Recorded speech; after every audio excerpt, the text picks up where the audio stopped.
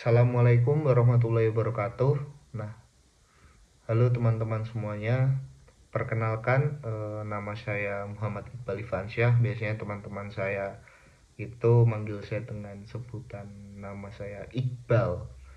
Nah, pada kesempatan pada hari ini teman-teman, saya ingin mengenalkan kepada teman-teman apa itu lembaga negara di daerah.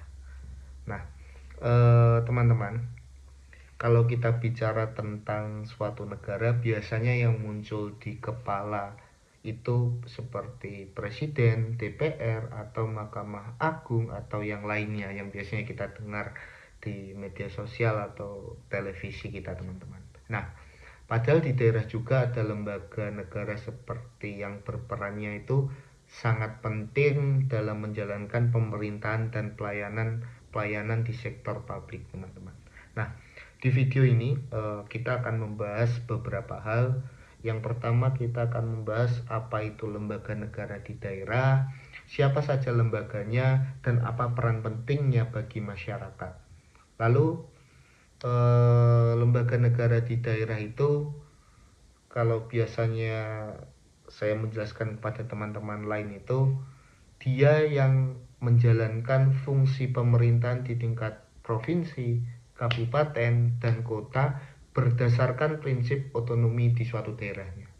Nah, kalau kita kaji menurut Undang-Undang 1945, dalam sektor penyelenggaraan pemerintahan daerah itu terdiri dari kepala daerah dan DPRD.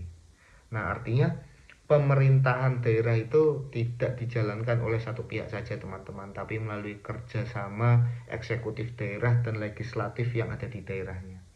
Lalu kepala daerah itu adalah pemimpin eksekutifnya di suatu wilayah daerah yang terdiri dari seperti gubernur untuk provinsi, bupati untuk kabupaten, wali kota untuk kota. Nah, tugas utamanya apa kepala daerah? Antara lain, teman-teman, tugas daripada kepala daerah itu memimpin penyelenggaraan pemerintahan di tingkat daerah, lalu menjalankan peraturan-peraturan daerah, lalu menyusun dan melaksanakan suatu kebijakan yang ada di dalam daerah, lalu memberikan pelayanan kepada masyarakat. Khusus gubernur selain kepala daerah provinsi juga berperan sebagai wakil pemerintahan pusat yang ada di daerah. Lalu selain kepala daerah ada juga Dewan Perwakilan Rakyat Daerah atau DPRD yang saya jelaskan tadi. Nah, DPR itu merupakan lembaga legislatif di daerah yang memiliki 3 fungsi, teman-teman. Yang pertama, fungsi legislasi untuk membentuk suatu peraturan daerah bersama kepala daerahnya. Seperti tadi tuh gubernur, wali kota, bupati. Nah, dia bekerja sama dengan lembaga eksekutif yang ada di daerahnya bersama kepala daerah itu tadi untuk membentuk suatu peraturan di tingkat daerah atau perda biasanya kita sebut. Lalu ada fungsi anggaran, membahas dan menyetujui APBD. Nah, lalu ada fungsi pengawasan, mengawasi jalannya pemerintah daerah seperti eksekutif di tingkat daerah itu wali kota, bupati, bagaimana dia menjalankan pemerintahannya. Maka DPRD punya fungsi pengawasan kepada lembaga eksekutif di tingkat daerah. Lalu DPRD dia menjadi wakil rakyat di daerah sehingga harus menyuarakan kepentingan para masyarakatnya. Lalu hubungan antara kepala daerah dan DPRD itu ia bersifat kemitraan, sejajar, dan saling mengawasi. Kepala daerah itu tidak berjalan sendiri tanpa ada DPRD. Begitu juga sebaliknya, teman-teman. Keduanya harus bekerja sama agar pemerintahan daerah itu berjalan dengan efektif, transparan, dan akuntabel. Nah, jadi teman-teman, lembaga negara di daerah itu ia terdiri dari kepala daerah tadi dan DPRD yang menjalankan pemerintahan berdasarkan prinsip otonomi daerah.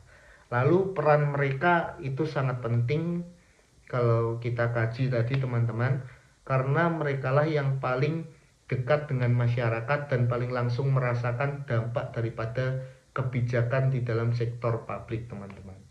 Lalu kalau teman-teman tertarik mengenai pemerintahan yang ada di daerah, mungkin teman-teman bisa belajar lebih dalam di dalam setiap buku-buku yang dia membahas terkait otonomi khusus di tingkat daerah, maupun buku-buku yang biasanya teman-teman baca mengenai hukum tata negara atau mengenai otonomi di tingkat daerah, baik apapun referensinya, atau mungkin teman-teman belajar melalui video seperti YouTube, TikTok dan lain-lain yang membahas soal pemerintahan di tingkat daerah, monggo teman-teman silahkan.